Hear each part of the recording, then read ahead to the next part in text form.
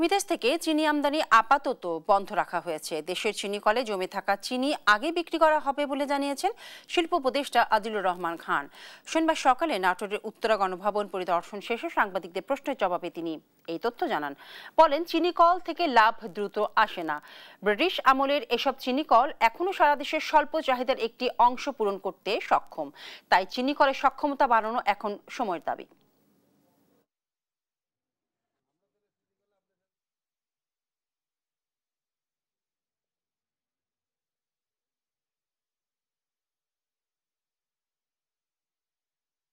বিদেশ থেকে আমদানি করা চিনি আপাতত আমদানি বন্ধ।